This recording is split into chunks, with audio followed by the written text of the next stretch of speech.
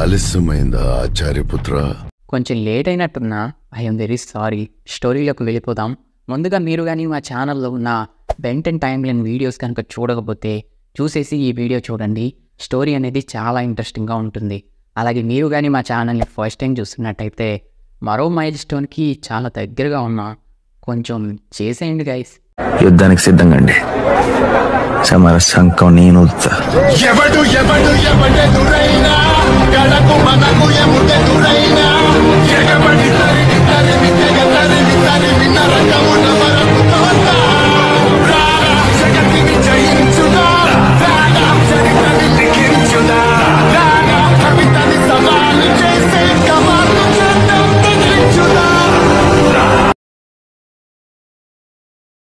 Sir George వెంగ్ deal చేసుకొని dragon తన గుండెను దక్కించుకొని 15 రోజులు అవుతుంది.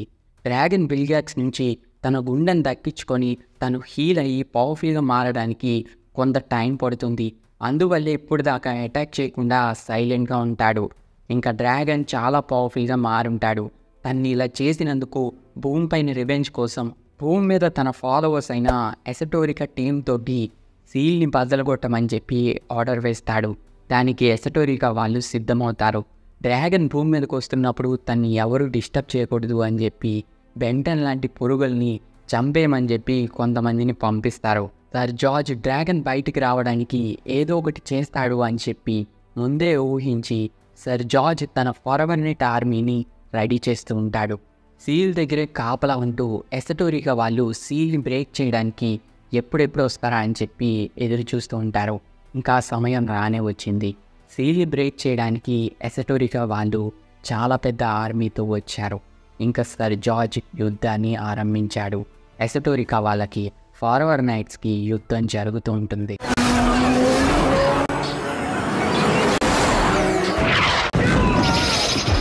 ఈ ఎసటోరికా ఆర్మీలోని కొంతమంది బెన్ పైకి అటాక్ చేయడానికి వెళ్తారు.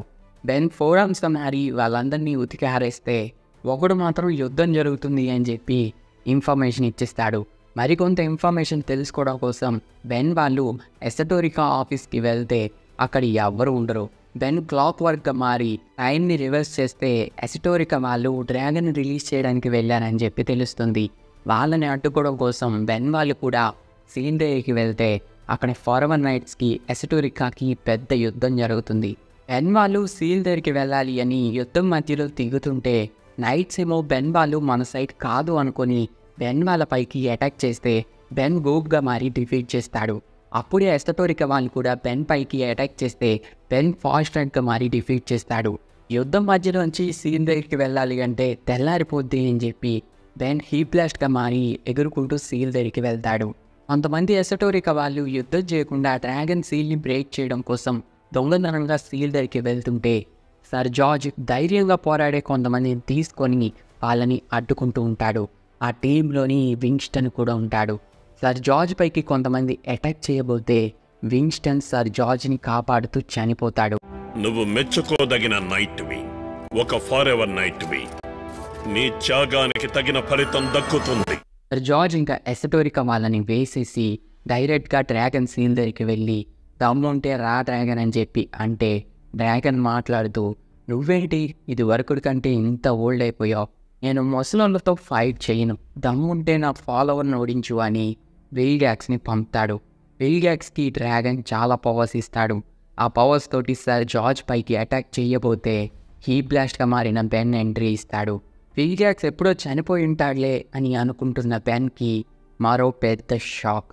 ఎన్నిసార్లు చంపాలను, ఆ డ్రాగన్ కంటే నువ్వే పెద్ద ప్రాబ్లంలా తయారయ్యేలా ఉన్నావే అని సర్ జార్జ్తో టీమప్ అయ్యి విల్గాక్స్ పైకి అటాక్ చేస్తాడు. కానీ విల్గాక్స్ డ్రాగన్ ఇచ్చిన పవర్స్ తోటి వాళ్ళిద్దరినీ కూడా దోమల్ని కొట్టినట్టు కొడతాడు. అప్పుడే బెన్ ఇంకా కెవిన్ కూడా వస్తారు. వీళ్ళ నలుగురు కలిసి విల్గాక్స్ పైకి అటాక్ చేసిన డ్రాగన్ కంటిన్యూషన్గా విల్గాక్స్కి పవర్స్ ఇవ్వడం వల్ల విల్గాక్స్ని ఏం చేయలేకపోతారు. అప్పుడే డ్రాగన్ సీల్ని కూడా సగం బ్రేక్ చేస్తాడు. డ్రాగన్ తన పవర్స్ తోటి భూమి పైన ఉన్న ప్రతి ఒక్క పీపుల్ని కూడా ఎసటోరికాగా మార్చేస్తాడు. దీని గురించి ముందే తెలుసుకున్న షిప్ జూలీని ఎసటోరికాగా మారకుండా అడ్డుకుంటుంది. బెన్ ఫామ్ చేసిన షీల్డ్ వల్ల బెన్ వాళ్ళకి ఏం కాదు, కానీ భూమిపై ఉన్న ప్రతి ఒక్కరు కూడా ఎసటోరికాగా డ్రాగన్కి ఫాలోవర్స్గా మారిపోతారు. ఇంకా భూమిని కాపాడడానికి Ben, Kevin, Gwen, sir George మాత్రమే చివరి హోప్గా మిగులుతారు.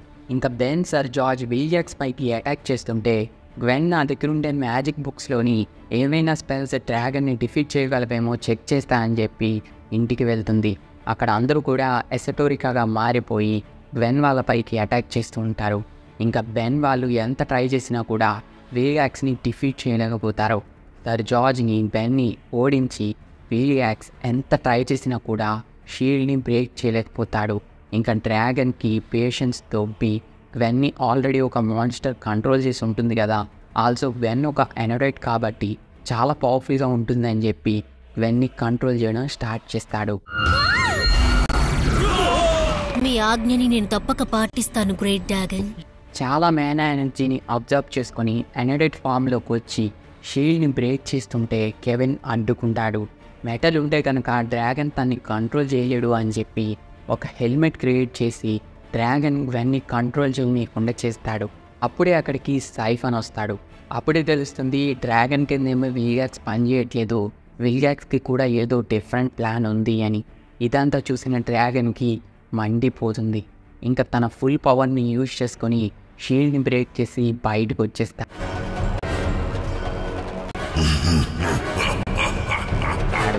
డ్రాగన్ ఆకారాన్ని చూసిన బెన్ వాళ్ళందరికీ కూడా ప్యాంట్లు తడిచిపోతాయి. అయినా సరే సర్ జార్జ్ భలే దొరికావని చెప్పి డ్రాగన్ పైకి అటాక్ చేస్తూనే ఉంటాడు. ఇంకా మన హీరో గారు డ్రాగన్ ఆకారాన్ని చూసి ఇది హీరో టైం కాదు, వై బిగ్ టైం అని చెప్పి ఆటోమేటిక్ వై బిగ్గా మారతాడు. ఏ డ్రాగన్ దమ్ముంటే నన్నోడిచ్చు అని చెప్పి సింహంలా దాని మీదకి దూకుతాడు. కానీ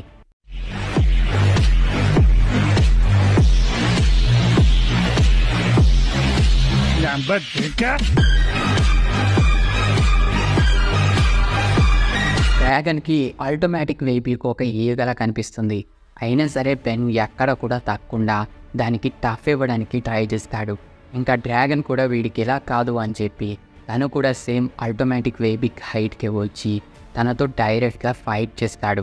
బెన్ ఇంకా తగ్గడు, తెలిసిందే కదా, ఎలా పడితే అలా కొట్టేయడానికి ట్రై చేస్తుంటే డ్రాగన్ ఇంకా ట్రిగర్ అయిపోయి తన విశ్వరూపాన్ని చూపించేస్తుంది. బెన్ చాలా దారుణంగా ఓడిపోతాడు. అప్పుడే బెన్ డ్రాగన్ ఎంత పవర్ఫుల్లో అర్థం చేసుకుంటాడు. ఆటోమేటిక్ వేబిక్ బెంటెన్ దగ్గర ఉన్న మోస్ట్ పవర్ఫుల్ ఏలియన్. ఇప్పుడు బెంటెన్కు ఉండే లాస్ట్ హోప్ ఏలియన్ ఎక్స్ అయినా దానిలా మారి ఆ తిక్కోల్ని ఒప్పించే లోపే డ్రాగన్ మొత్తం నాశనం చేసి పాడేస్తాడు. అందువల్లే అలా మారడు. అయినా బెన్కి కనిపిస్తున్న డ్రాగన్ కంటే కనిపించని విలియాక్సే చాలా డేంజర్ అని విలియాక్స్ ఇప్పుడు ఏం ప్లాన్ చేస్తున్నాడు అని చెప్పి థింక్ చేస్తూ ఉంటాడు. బెన్ సర్ జార్జ్ ఆల్రెడీ డ్రాగన్ని డిఫీట్ చేశాడు కాబట్టి సర్ జార్జ్ కొంచెం హెల్ప్ చేస్తే చాలు డ్రాగన్ని డిఫీట్ చేస్తాడు అని లాస్ట్ హోప్తో ఉంటాడు. అందువల్లే క్రోమోస్టోన్గా మారి సర్ జార్జ్కి హెల్ప్ చేయడానికి ట్రై చేస్తాడు, కానీ వర్కౌట్ కాదు. అయినా సర్ జార్జ్ ఓటమిని ఒప్పుకోకుండా పోరాడుతూనే ఉంటాడు. సర్ జార్జ్ బాడీలోని ఎనర్జీ లేకపోయినా డ్రాగన్కి టఫ్ ఇస్తూనే ఉంటాడు. ఇంకా డ్రాగన్ దొంగ దెబ్బ తీయడం మొదలు పెడతాడు. అయినా సరే వెనుతిరగని సర్ జార్జ్ పైన థండర్ అటాక్ చేసి తనని బూడిదలా మార్చేస్తాడు. చివరి శ్వాస వరకు పోరాడుతూ సర్ జార్జ్ వీర మరణం పొందుతాడు.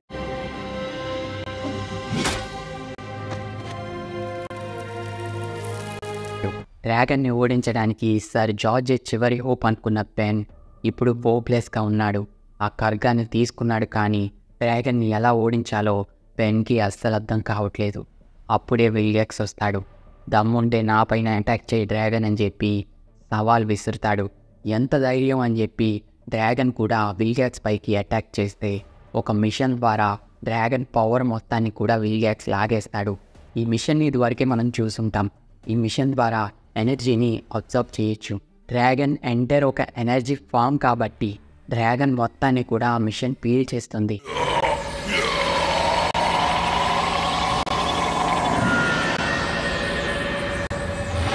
అలా పీల్ చేసిన ఆ ఎనర్జీ మొత్తాన్ని కూడా సైఫన్ ఆ పవర్ మొత్తాన్ని కూడా విలియాక్స్ పైకి వదులుతాడు. ఆ పవర్ మొత్తాన్ని పీల్చుకున్న విలియాక్స్ మరో డ్రాగన్గా మారతాడు. ఇక నుండి ఈ యూనివర్స్ మొత్తం నా సొంతం. ఇకపై నువ్వు నన్ను ఏమీ చెయ్యలేవు బెన్. ఇక విల్జాక్స్కి ఉన్న మెయిన్ ఎనిమీ అంటే బెన్నే కాబట్టి బెన్ పైకి అటాక్ చేయబోతే బెన్ తన మ్యాజిక్ పవర్ తోటి అక్కడి నుంచి టెలిపోర్ట్ చేస్తుంది. అయినా సరే విల్జాక్స్ బెన్ని కనిపెట్టి బెన్ పైకి అటాక్ చేయడానికి వస్తాడు. బెన్కి ఏం చేయాలో అర్థం కావట్లేదు. ఏలియన్ ఎక్స్గా మారలేడు.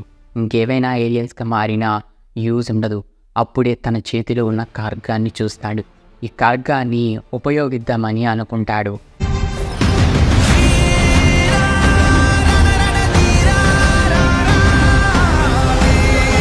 ఇంకా ఖడ్గంతో ఒక్క వేటుతోటే విల్జాక్స్ బాడీలో ఉన్న డ్రాగన్ పవర్ మొత్తాన్ని కూడా తీసేసుకుంటాడు. విల్జాక్స్ని ఓడిస్తాడు.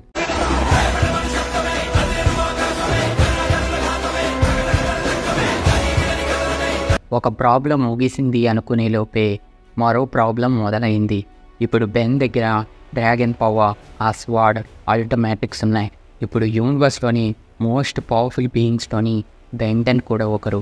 బెంటన్ ఒక హ్యూమన్ హ్యాండిల్ చేయలేని ఎంతో పవర్ని కంట్రోల్ చేస్తున్నాడు. ఆ పవర్ తన్ని టెంప్ట్ చేస్తూ ఉంటుంది. ఏదో ఒకటి చెయ్యి, ఈ యూనివర్స్లోని నువ్వే పవర్ఫుల్ పర్సన్ అని చెప్పి తనలో ఉన్న యాంగ్రీనెస్ని పెంచుతూ ఉంటుంది. ఇది గమనించిన విల్జాక్స్, నీ దగ్గరుండే పవర్స్ తోటి యూనివర్స్లో ఉన్న చెడ్డ వాళ్ళందరినీ కూడా వితిన్ మినిట్లోనే లేపేయచ్చు కదా, అలా చెయ్యి అని చెప్పి బెన్ని కరప్ట్ చేయడానికి ట్రై చేస్తూ ఉంటాడు. అప్పుడే బెన్, జూలీ వాళ్ళు వచ్చి బెన్ని ఆపడానికి ట్రై చేస్తాడు. కానీ బెన్కి ఏం చేయాలో అర్థం కాదు. బెన్ తను చేసిన అడ్వెంచర్స్ అన్నిటిని కూడా గుర్తు తెచ్చుకొని, తను చేసిన గొప్ప పనులన్నీ గుర్తు తెచ్చుకొని, ఈ ప్రపంచంలో ఉండే ప్రతి ఒక్కరిని కూడా ఎసటోరికా నుంచి నార్మల్ హ్యూమన్స్లా మార్చేసి అంతా నార్మల్గా చేసి ఆ స్వాడ్ని వదిలేస్తాడు.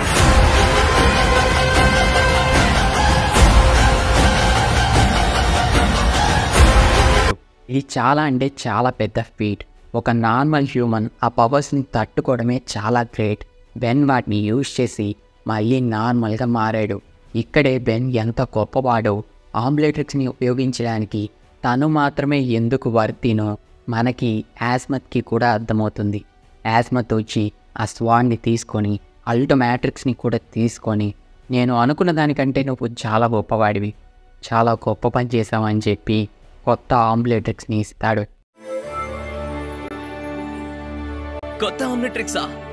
ఇక్కడతోటి మరో అధ్యాయం ముగిసింది అధ్యాయం మాత్రమే, కథ కాదు.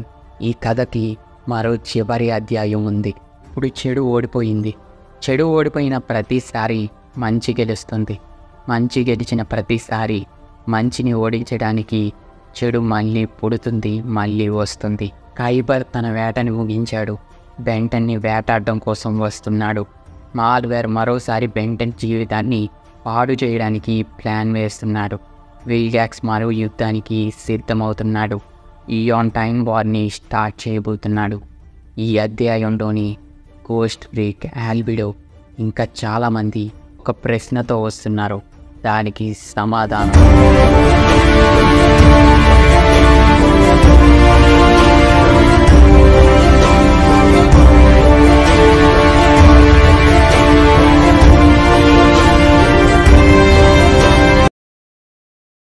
సో ఇది గైస్ వీడియో. ఈ సిరీస్ ఎండ్ అవ్వడం నాకు కొంచెం బాధగానే ఉంది. నెక్స్ట్ నుంచి మనం ఆమ్నివర్స్ని స్టార్ట్ చేద్దాం. ఆ ఎపిసోడ్స్ కానీ ఫాస్ట్గా రావాలి అంటే ఈ వీడియోని లైక్ చేయండి, షేర్ చేయండి, మన ఛానల్ని తప్పకుండా సబ్స్క్రైబ్ చేసుకోండి.